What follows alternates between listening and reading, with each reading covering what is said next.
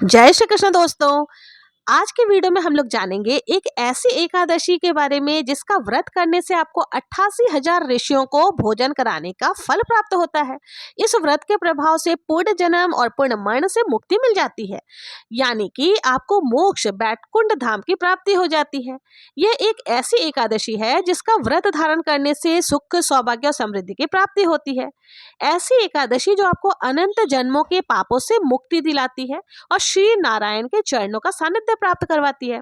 आपको सीधा गोलक धाम की भी प्राप्ति करवाती है। एक ऐसी एकादशी जो आपको हजारों अश्वमेघ यज्ञ के बराबर फल की प्राप्ति कराती है। जी हाँ, मैं बात कर रही हूँ आषाढ़ मास के कृष्ण पक्ष की एकादशी यानी योगिनी एकादशी की। लेकिन इस वर्ष 2026 में सबसे बड़ा भ्रम यही बना हुआ है कि योगिनी एकादशी का व्रत आखिर कब रखा जा रहा है, 10 जुलाई या 11 जुलाई 2026 को। कुछ स्थानों पर 11 जुलाई को। अब कई लोग परेशान हैं, अगर व्रत गलत दिन रख लिया तो क्या होगा? क्या व्रत का पूर्ण फल प्राप्त नहीं होगा? क्या दोनों दिन व्रत रखना चाहिए? अगर आपके मन में भी यही प्रश्न है तो वीडियो को अंत तक जरूर से देखें। पूरी बात शास्त्रों और पांचांग के आधार पर बता रही हूँ। सबसे पहले पांचांग का समय जान लेते हैं। पांचांग के अनुसार आषाढ़ मास के कृष्ण पक्ष की एकादशी तिथि का आरंभ 10 जुलाई शुक्रवार को सुबह में 8:10 पे होगा। वहीं अगले दिन 11 जुलाई दिन शनिवार को सुबह 5:23 तक एकादशी तिथि व्याप्त रहेगी। इसके बाद द्वादशी तिथि प्रारंभ हो जाएगी। तो 10 जुलाई को दशमी मिश्रित एकादशी होने से सामर्थ संप्रदाय में योगिनी एकादशी का व्रत 10 जुलाई दिन शुक्रवार को रखा जाएगा। वहीं 11 जुलाई दिन शनिवार को त्रिस्पर्शा महाद्वादशी योग है, जिसमें सुबह एकादशी, पूरा दिन द्वादशी और रात्रि को त्रयोदशी का संयोग मिल रहा है। इसी कारण से ज्यादातर धार्मिक स्थलों और वैष्णव संप्रदाय में 11 जुलाई को ही योगिनी एकादशी व्रत का पालन किया जाएगा। दूसरी बात, 10 जुलाई को दशमी युक्त एकादशी है, वहीं 11 जुलाई को द्वादशी मिश्रित एकादशी है।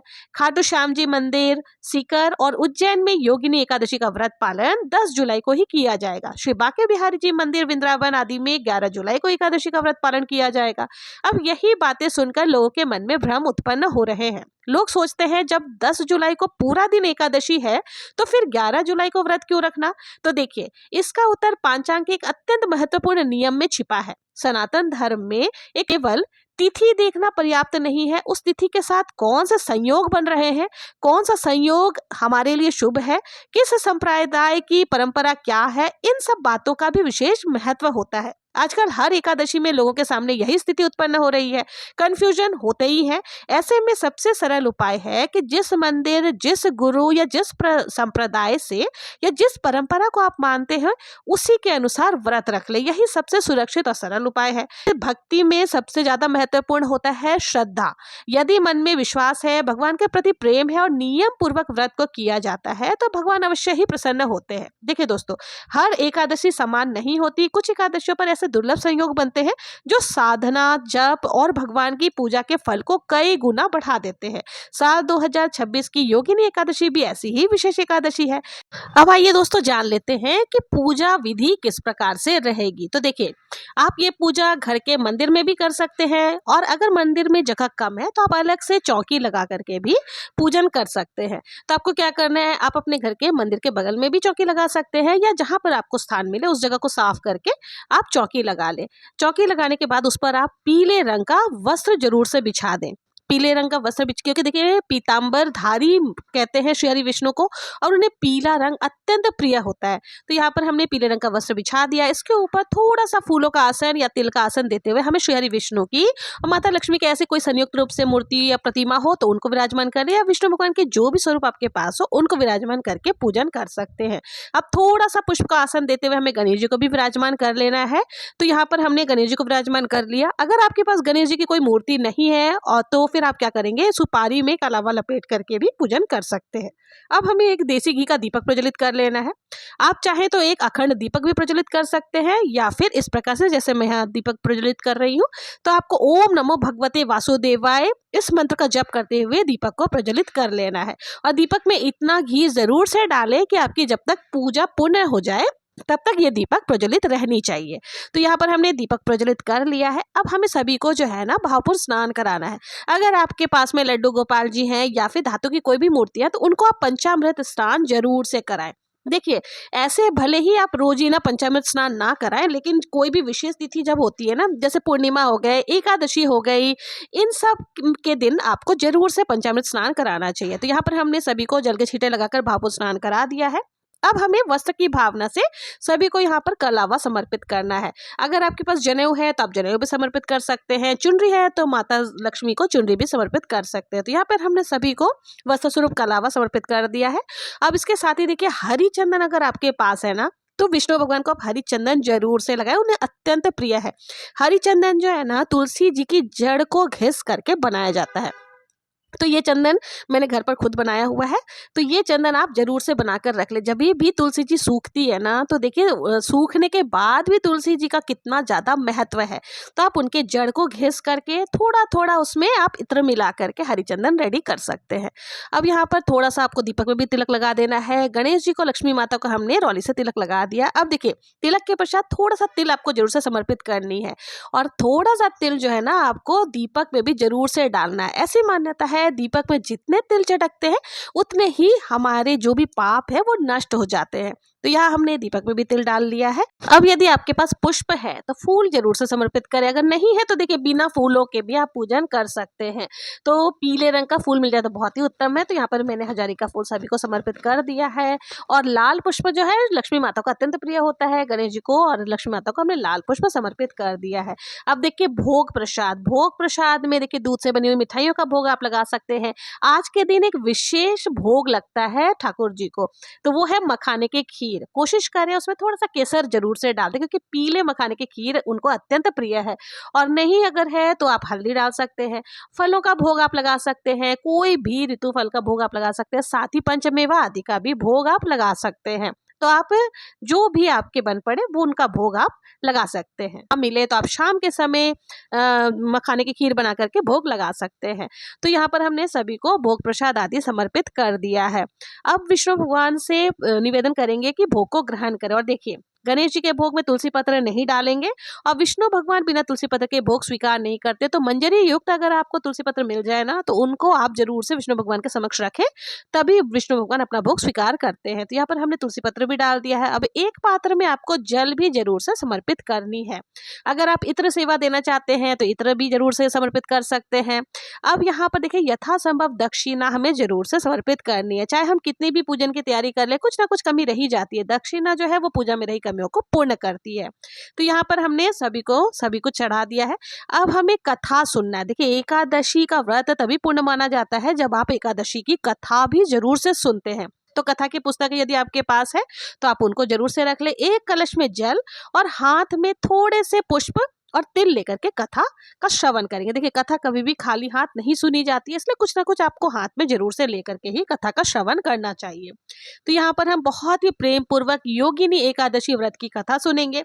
कथा का वीडियो चैनल पर अपलोडेड है, आप वहां से देख सकते हैं। मैं यहाँ कथा सुनाऊंगी तो वीडियो बहुत ज्यादा लंबा हो जाएगा।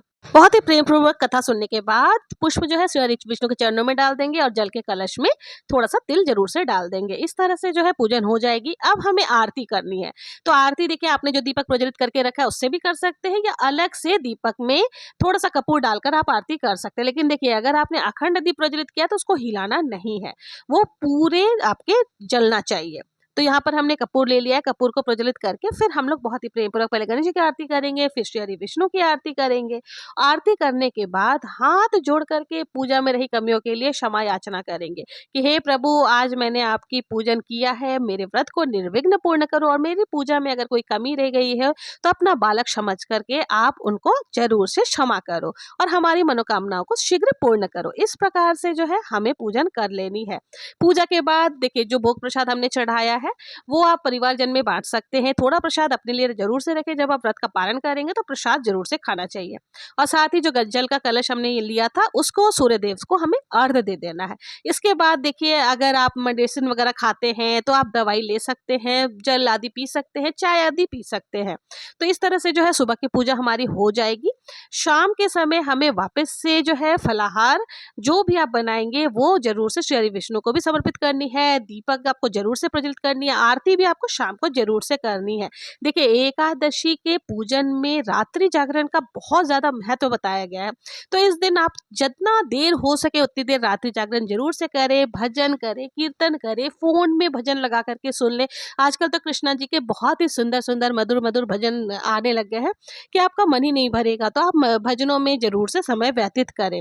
और देखिए, आज के दिन किसी की चुगली, निंदा, इन सब कार्यों से बचे, तभी आपका व्रत जो है वो सफल होता है। क्योंकि भगवान भी परीक्षा लेते हैं कि हमारा भक्त कितना ज्यादा हमारे प्रति समर्पित है। तो आपको पूरे दिन श्री हरि विष्णु के नाम, जाप, कीर्तन आदि में ही व्यतीत करनी। तो मैं यहाँ बात कर रही थी कि एक विशेष संयोग के बारे में। इस बार 2026 की जो योगिनी एकादशी है, विशेष एकादशी है। इस दिन भरणी नक्षत्र का शुभ संयोग बन रहा है, साथ ही स्वीकृति योग भी बन रहा है। अब कई लोग सोचते हैं कि नक्षत्र का हमारे जीवन से क्या संबंध है। तो सनातन धर्म में हर नक्षत्र का अपना एक विशेष प्रभाव है। भरणी नक्षत्र के स्वामी शुक्रदेव हैं और ये नक्षत्र परिवर्तन, आत्मशुद्धि और पुराने कर्मों के प्रभाव को कम करने वाला माना गया है।